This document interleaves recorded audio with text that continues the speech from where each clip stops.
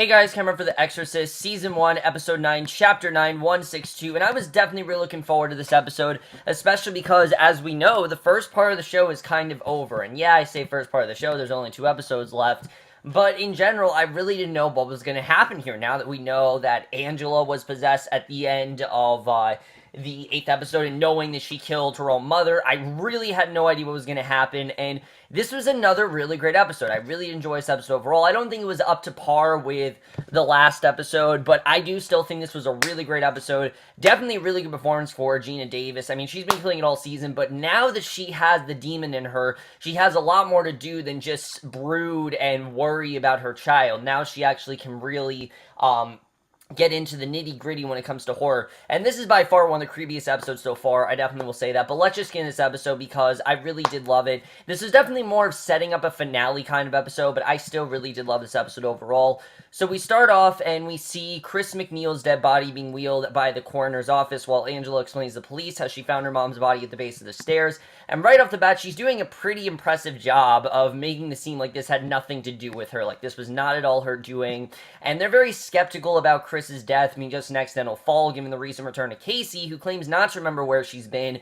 They seem to think that this was Casey that did this, and I thought that the demon was going to try to frame Casey. That's what I thought was going to happen, but we'll get into that. Kat defends her sister, and Angela talks about all the tragedies that have recently befallen her family, everything that's been going on and everything, and as she touches Superintendent Jaffe's hand while grabbing a tissue, she has a flashback to Casey's exorcism and watching the demon twist Casey's head. Basically, as we get to see what she saw, which was the stranger basically twisting Casey's head, and she whispered, "Take me instead." The scene froze as the demon spoke directly to her, so we realized that this was in fact Angela's doing, that she did this to she sacrificed her own self, her own stability, to basically, not stability, that's not the word, her own, her own self, to get her daughter back to normal, and knowing that's what she did, it makes it a lot more impactful. And back to the present, JG calls off the interview with the Rances, promises to get the news people off their lawn.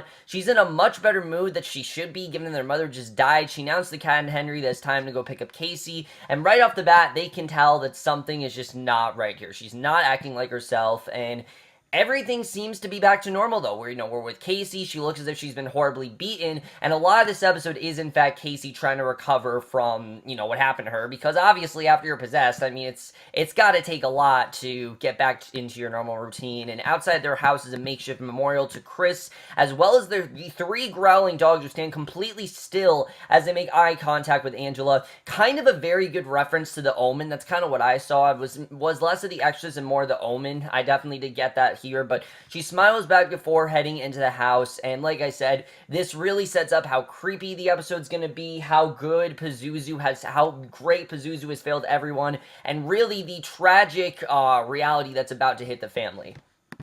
So Marcus meets with Lester and Sherry Rigo about the missing Father Bennett, because we know that Father Bennett was in fact kidnapped. We don't know what happened to him, but Lester says they need to investigate Maria, the wealthy woman finding the group arranging the post visits to Chicago, and Marcus looks at the photo and recognizes his brother Simon, who's working with Maria on fundraising, and we don't really know what this is all about, but Marcus says that Simon was once a counselor at a center for deviant priests, and he remembers Simon watching him, and Marcus thinks that Father Bennett was taken and tortured for information, and that's what was going on here. But it means that Father Tomas and Mother Burnett are likely in danger, so he's really worried about what's going on. He suggests the Rigos get out of town immediately, so he knows that definitely this is not the end of it. That's not what's going on. But back at the Rance home, we see Father Tomas joins them for dinner, and Kat leads Grace prior to the meal, and Angela eats during Kat's prayer, but no one really seems to notice, except for, because, they're saying grace and everything, and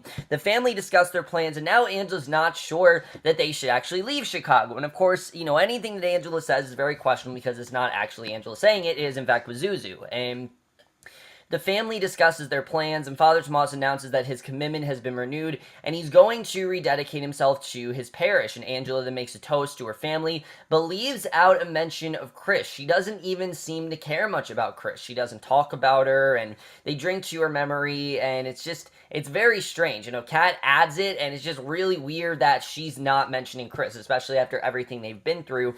But I do like that Kat mentioned her, because Kat and Chris were, in fact, getting quite close, and as we know, Kat kind of resembles who Chris wanted Angela to be, so I thought that was definitely interesting to see. But Father Tomas and Henry then have this really great chat after dinner, and Henry says he feels better at times, but then heads back to Potato Land, as his daughter calls it.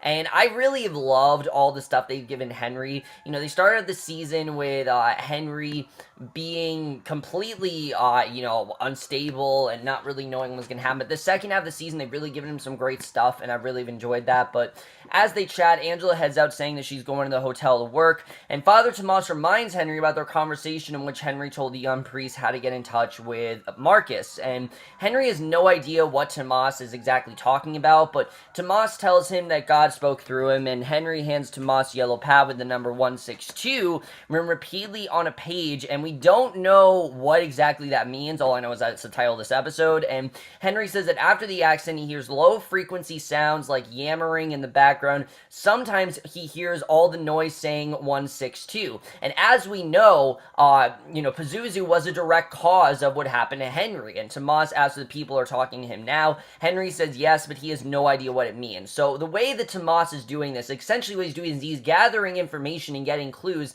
and basically I think slowly starting to realize that this tragedy that has greatly upended the family is very far from over. I think that's definitely something he's seeing here. So Lester and Sherry taking pictures of the priest, and Lester sees Simon's demon eye through the camera lens. He immediately tells his wife that they have to get out of there because it's obviously not safe, and Maria, Brother Simon, and Superintendent Jaffe meet to go over the parade route planned for the Pope's visit. Brother Simon jokes that the pig pops out of the pig mobile. Maria's group has people on the inside, and they're ready to take action on the parade, and Angela shows up unexpectedly at the meeting. It's a very interesting scene. She's wondering where the popes are who take advantage of their power. Jaffe welcomes Angela, or actually Pazuzu, to the meeting, because we know it's not really Angela, it's actually Pazuzu. And Simon didn't think he'd ever see Pazuzu after the demons run in with Father Marin, but now Pazuzu wants in on their plans to take on Pope Sebastian, and Brother Simon protests, saying that he's planned this for 6 years, and the honor is his alone. Pazuzu doesn't take kindly to this, uses its powers to make everyone, including Brother Simon, kneel, and Pazuzu allows Maria to remain standing, telling her that she's never been chosen because of her smell, and Maria's smells of desperation mixed with mediocrity. According to the demon inside Angela, Pazuzu wants to use the Pope's visit to send a message to all of their enemies, including the nuns at the convent of Our Lady of Mercy, which that I found to be very interesting, that essentially what they're doing is this is kind of like a warning. They're doing this to warn everyone of what's going on and rid the world of all the things that Pazuzu finds evil, but Father Tomas and Bishop Egan discuss the Pope's visit while walking around St. Bridgard, and it's been prepared for the Pope's visit, and the interior sparkling with flowers adorning the end of each pew,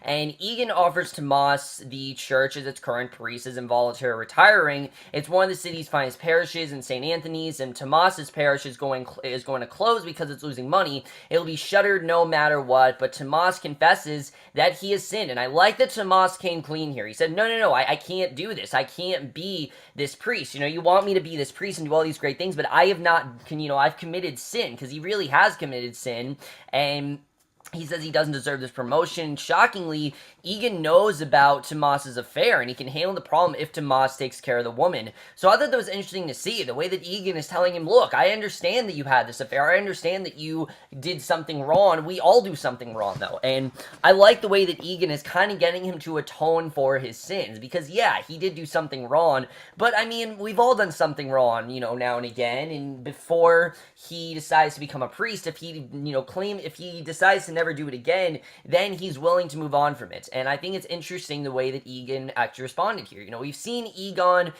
throughout the season kind of, I think, a little bit too uptight. We've seen him very professional about it, and I like that he actually, shockingly, was okay with Tomas having this affair as long as he decides to end things with Jessica, which, of course, he doesn't want to do, but now that, her husband's involved, he kind of has to end things with her, which is obviously not, the best thing that he could have done, but that is basically essentially what he has to do.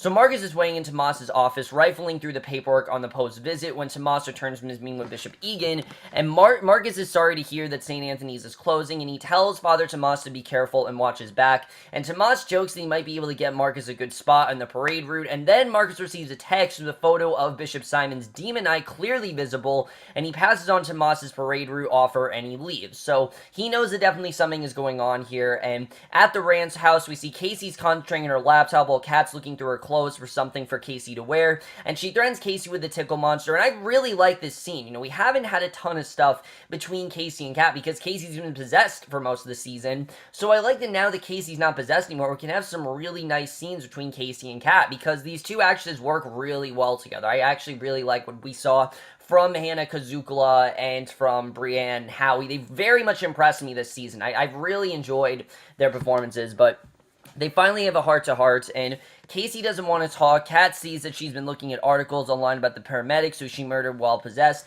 and Kat reminds her that it was actually the demon, but Casey feels very responsible. She had to watch. The demon thought it was making her suffer, and Kat hugs her younger sister, telling her that they'll figure it out, and I like this. I like that Kat is telling her that, look, there's nothing you can say it's going to surprise me. I'm going to help you. I'm going to get you through this. You know, obviously, like I said, it's hard to come back from being possessed for so long. It's hard to come back to reality, but Casey has to, and I like that Kat is willing to help her here. I really did like the scene overall. Not much to it, just a really nice scene between sisters that I thought was really well done, and again, really reiterates how great these characters really have been written this season. So Marcus arrives back at the Rigo's place. They're both dead. He prays for them, and then he takes their guns and bullets. I don't know what he's going to do there, but that's what he decides to do. And meanwhile, at the common, Angela arrives with a present for Mother Bernadette. Bernadette knows Angela's possessed, telling the demon that they should have killed it when they had the chance, and she calls Pazuzu a child throwing a tantrum, which is honestly a pretty accurate depiction. I mean, that's kind of what Pazuzu is. And Pazuzu literally kills her without lifting a hand. So Mother Bernadette's dead, and I was shocked that Mother Bernadette died so quickly. I mean, Mother Bernadette saved Casey and was looking over them and looked like she was going to be the key to save everyone. But no, Pazuzu killed her because that's one less person that could possibly save Angela. So I really do like the way that Pazuzu has really figured this out and very astute, just very meticulously thought of this plan, and just that entire scene I was very shocked about. I actually really cared about Mother Bernadette. They did some really good stuff with her in this season. I was surprised to see she died so quickly, but it makes sense, like I said, because that's one less person to possibly save Angela. But Casey sits on the bed in her room, which is still equipped like it was when she was possessed, and the chains are still there, the mattress is on the floor, and it's obviously kind of hard for her to look at. But Angela enters the bedroom. Casey asks her mom remembers from when she was possessed, and of course she is still possessed, so this is a very questionable answer. Casey says to her it felt like nothing belonged to her anymore, and Angela says that's because he was inside her and it was so intimate, and Angela continues telling Casey she asked for it. She knows she fell in love with him and enjoyed it, and she knows that Casey's experiencing the loneliest feeling in the world, but they're going through it together, and obviously that's not true. I mean, Casey did not ask for this. This is just the demon trying to get to Casey, trying to get her to admit things, and Kat interrupts. Angela keeps acting weird. She knows that definitely something is going on here, and you can tell just throughout this episode, Angela's acting sketchier and sketchier, and of course we know why. It's because she is in fact Angela, it is in fact Pazuzu. So Marcus arrives at the common. He's shocked at the horrific bloody deaths that he discovers there, because we know how bad it is, and the wealthy are mingling with Father Tomas, Bishop Egan, and the rest of the priests at a gathering in support of the Pope's upcoming visit. Japhie compliments Father Tomas, and then Maria gives a toast saying there's no brighter light than Pope Sebastian. May his visit bring joy and inspiration to a city who so badly needs it, and she lifts her glass to the crowd. And meanwhile, over at the Rand's house, we see Henry asks Angela about a funeral for her mom, but Angela wants to know when the last time they had sex was. She doesn't even want to talk about a funeral for her mom. She immediately gets down to sex. You know, she says, when was the last time I touched you? And you know, obviously, again, this is a sign of possession. She's definitely in the mood. Aggressively asks Henry to take his pants off. She gets rough with him, backs off, leaving Henry completely confused. I mean, he has no idea what's going on. You know, she doesn't want to talk about her mother dying. She wants to get down to sex. I mean, it couldn't be more confusing, really. It just does not seem like Angela at all, and he knows that definitely something's going on. So Marcus spies in the papal entourage and Bishop Simon, and Casey then wakes. She hears a noise from elsewhere in the house, and she finds her mom on Kat's bed, rubbing her hands down Kat's body in the dark. So obviously, this is kind of freaking her out, and she coughs. She enters the room, asking what's up. Angela says she's savoring what she has, and Casey crawls into bed with her sister, claiming the couch is too lumpy to sleep. And you can tell that Casey, like I said, she knows that something definitely is going on. So this is kind of her way of figuring out what's happening here. But Father Tomas is on the phone demanding his staff come with him, and that a shuttle be used to bring his parishioners to a larger church in the better neighborhood. And Bishop Simon then relaxes in his hotel room. He's drinking, he's feasting, he's basically indulging himself. And he answers the knock at the door and upon opening it, he's immediately attacked by Marcus, because Marcus knows something is going on. He asks him to stay down, drags him into the bathroom. He fills the bathtub, prays over it, and asks if he killed Father Bennett, the Regos, and the nuns. Simon claims he didn't kill anyone, blaming their deaths all on Marcus, that's who this is all leaning towards, that it's always been Marcus's idea, and if Marcus wouldn't have discovered this information, none of this really would have happened. So I think it's interesting that he blamed it on Marcus. But Father Tomas tells Jessica about his promotion, that he knows that he doesn't deserve it, and he wants to be the man that God wants him to be, but he's not. And Jessica realizes that it's over, that she thinks that they would have been so good together, but Tomas says he can't give her what she deserves, wishes her a long and happy life. She doesn't want to hear from him again, because that would just make things more difficult, and it seems that this is it for them. I don't think we're going to see any more of the storyline, because nothing else can really happen here. I mean, if he really wants to become this priest, and he really wants to fulfill that duty of, being someone who hasn't committed any sin, and be someone who is committed to God and only God, then he can't keep this going any longer. And it's sad to see, but that's just not the life that Tomas, can have. He actually has wanted to be a priest. This whole season has been him discovering himself, but he does want to be a priest. He does want to pursue Catholicism and things like that, and it's a very sad scene to see, but it's a very, it's basically the only possible outcome. There really is no way for these two to be together if Father Tomas wants what he claims he wants. So Marcus then pushes Bishop Simon's head underwater. He brings him back up, asking if he killed all those people. Steam comes off Simon's face as he confirms he did kill the Regos, but did not kill the nuns or Mother Bernadette. And he says that was Angela Rance, and Marcus pushes him underwater again. Marcus knows for sure now they're going to have to kill the Pope. Pushing Bishop under the water for a longer amount of time. He pulls him up again, asking if the assassination will take place during the parade. And Simon describes what's going to happen, and that he, a disgraced priest, will murder the Pope while the world watches. He also tells Marcus if he kills him, another priest will take his place, and before Marcus can plunge him into the water again, two priests arrive, beat him up, and that was a pretty crazy scene, because Marcus obviously knows that this is a pretty corrupted church. I mean, definitely, we've known that the church has kind of been the real evil all along, and that they definitely have been working with Pazuzu, so obviously, Marcus knows that what he's going to have to do, but Kat then sneaks into her parents' bedroom. She wakes her dad, getting him out of bed without disturbing their mom. Casey's waiting by the front door. She tells her father that Angela isn't at all acting like herself, and Casey explains to Henry that the demon left her when Angela, and they have to leave now, and, they've known what's going on. So Henry agrees. Then just then, the front door slams. Angela comes down the stairs, says it's time for family meeting, and that definitely something is going to happen here. The Rance family's then seen in the living room, and Kat asks to speak with her mom, mentioning that her mother doesn't have three pupils, and Angela, without even flinching, causes Kat to have a bloody nose while Henry draws his wife's attention, telling Angela to fight through it, and she reveals that she's not possessed, that the demon is integrated in her because she invited him in. It's permanent now, and Casey wants to know what the demon wants. So she's actually not possessed, it's just they're becoming two different people, and she says that that's what they've always wanted, that which is rightfully theirs. She describes the creation of demons, the evolution of humans, and how God created this earth with sensual delights that the demons can never feel, but now they're going to take it back. So I like that it's not that she's actually possessed, that the demon is just part of her now, and I think it's interesting that we're seeing that. So Father Tomas and Assistant Tara are going through books and paperwork in preparation for the closing of his parish.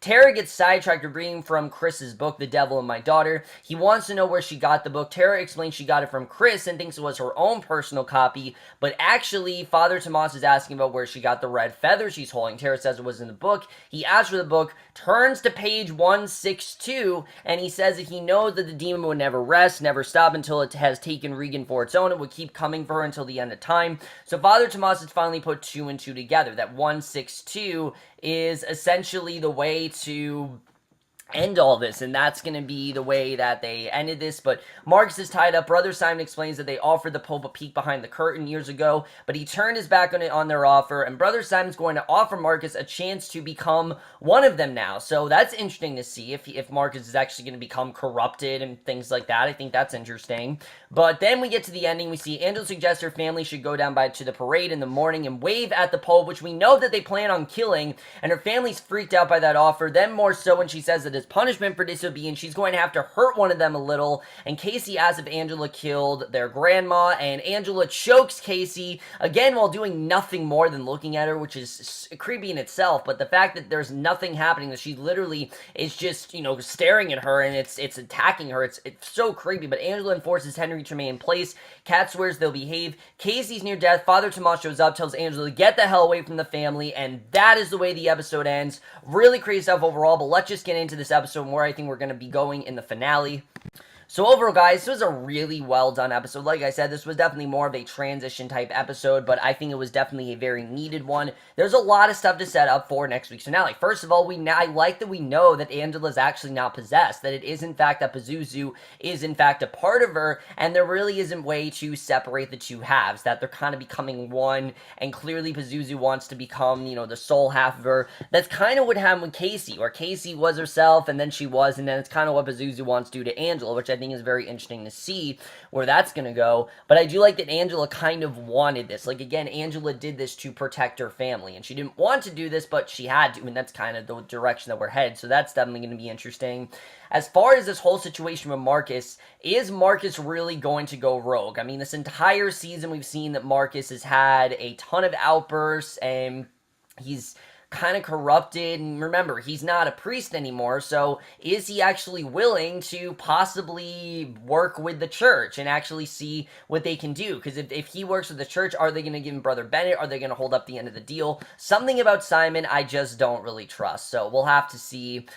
We know that obviously they have something against the Pope, and they're going to try to kill him, but are they really going to kill him? We'll have to see. I don't really know if this is really going to work out in the way they think that it is. I think, we know they want to kill the Pope, but we really don't know if that's actually going to work out. I like that Tomas is kind of doing this on his own. Marcus can't help him this time. Tomas has to do this, and this has to be something that he accomplishes on his own, and this is how he becomes that exorcist, and now he's realizing what page 162 is all about. Page 162 is the key to end all this, and that's definitely going to be interesting to see how that all ties into it. I'm looking forward to seeing what happens there. I think the whole Jessica thing is kind of done. I think he's realizing that he unfortunately can't be with Jessica as much as he wants to be with her. That version of his life just can't happen right now. He really does want to be with her. He really does want to have a genuine relationship, but right now they just can't really have anything. I don't really think they can ever have anything again, which is sad to see, definitely, but it's a sad reality. If he really wants to go into this, job in this position, he cannot have any other kind of love. He can only be devoted to the church, and that's it. And it's sad to see, but that's just kind of how it is. I do like that Casey and Kat were very suspicious of their mother, but I don't know if they're going to make it through this finale. I think one of them possibly are going to die. Henry, Casey, Kat, I think one of them definitely, they're going to die. I think that definitely is going to happen. I don't think Pazuzu is going to let one of them off easily, or something very bad is going to happen, like maybe Henry will get worse, or Casey will get, or Kat will get possessed again, because that'd be a very good ending for Season 2. My thing is, I don't know if there is going to be a Season 2, and I'll talk about that in the next review, but I don't know if this is really going to set up a Season 2, or if this is just going to be a standalone finale. I really don't know.